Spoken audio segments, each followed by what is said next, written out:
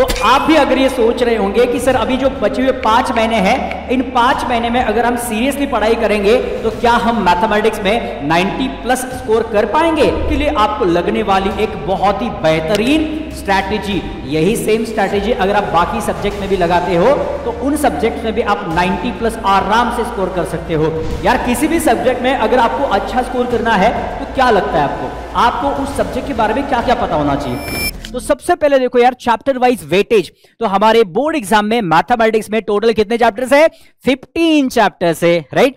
तो इसमें एक एक चैप्टर का वेटेज जो है हम डिस्कस करेंगे। देखो यार, सबसे पहले हमारा चैप्टर जो है मैथमेटिकल लॉजिक, इसको मार्क्स है हमारे बोर्ड एग्जाम में 8 मार्क्स। अब ये जो मार्क्स है ना, ये विथ ऑप्शन है, ठीक है। टोटल 8 मार्क्स के क्वेश्चन आपको पेपर में देखने को मिलेंगे from mathematical logic. Similarly matrices के 6 मार्क्स के क्वेश्चंस आपको देखने को मिलेंगे।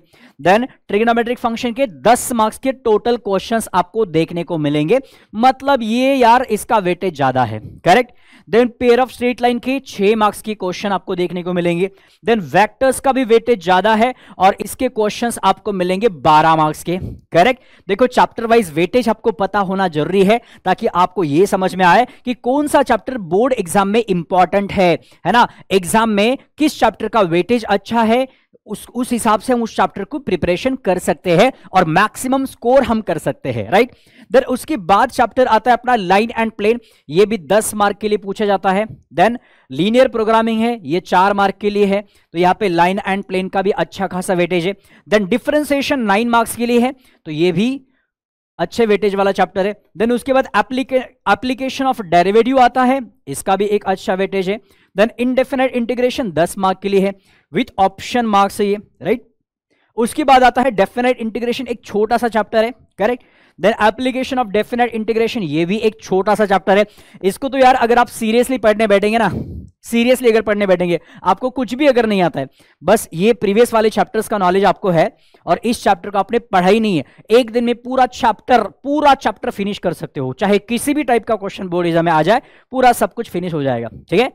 देन उसके बाद डिफरेंशियल इक्वेशन 8 मार्क्स, ये भी इसका भी वेटेज अच्छा खासा है। Then probability and binomial distribution दोनों का 5-5 मार्क्स का वेटेज है, राइट। तो ये हो गया बोर्ड एग्जाम में हर एक चैप्टर का वेटेज। अब फटाफट डिस्कस करते हैं कि पेपर पैटर्न कैसा होता है। तो देखो यार, सबसे पहले आपके पेपर में आपको ना 8 एमसीक्यू मिलेंगे। भाई एमसीक्यू मतलब स्कोरिंग है ना। हाँ, तो एमसीक्यू आपको फर्स्ट से लेके 8 तक, देखो 8 एमसीक्यू है, हर एक एमसीक्यू को आपको मार्क मिलने वाले 2, मतलब टोटल आपके 16 मार्क्स यहां पे कवर होने वाले हैं, करेक्ट। उसके बाद आता है वेरी शॉर्ट आंसर क्वेश्चंस, जिसमें आपको 4 क्वेश्चंस मिलेंगे, एक मार्क के लिए वो 4 क्वेश्चंस रहेंगे, मतलब टोटल 4 मार्क्स आपके यहां पे कवर हो जाएंगे। देन उसके बाद क्वेश्चन नंबर 3 से लेके 14, बट यहां पे टोटल 12 क्वेश्चंस है और इसमें से आपको बस 8 क्वेश्चंस ही सॉल्व करने, मतलब यहां से आपको 16 मार्क्स मिलेंगे।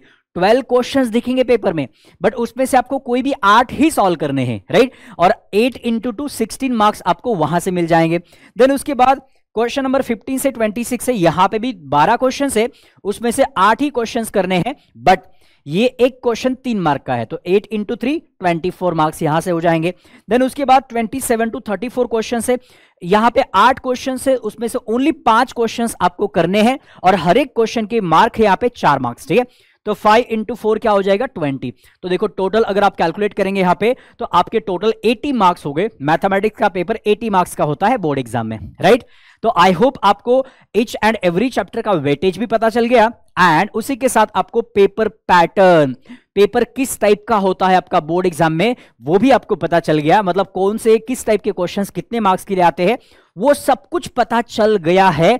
अब एक स्ट्रैटेजी, एक मास्टर प्लान आपको ऐसा बनाना है जिससे कि आप 5 महीने में 90 से ऊपर स्कोर कर सकते हो। तो चलो स्टार्ट करते हैं। देखो सबसे पहले यार, ये देखो 5 मंथ्स मास्टर प्लान यहां पे मैंने दिखाया है, राइट। तो इसमें देखो यार, अपने पास अभी मंथ्स कौन कौन से हैं। हम सितंबर से स्टार्ट करते हैं, ठीक है। अभी से आपको स्टार्ट करना है वैसे, बट सितंबर से मैं काउंट कर रहा हूं 5 महीने, ठीक है। सितंबर पूरा महीना है, देन अक्टूबर है, नवंबर है, दिसंबर है और जनवरी भी है, ठीक है। तो इन टोटल 5 महीने में हम कैसे प्लान करें ताकि हम आराम से अच्छा स्कोर कर सकते हैं। तो देखो ये वाला जो है ना, ये मैंने मेरे हिसाब से बनाया है। आपको अगर कुछ इधर उधर करना है, एक आधा चैप्टर, तो आप कर सकते हैं, राइट।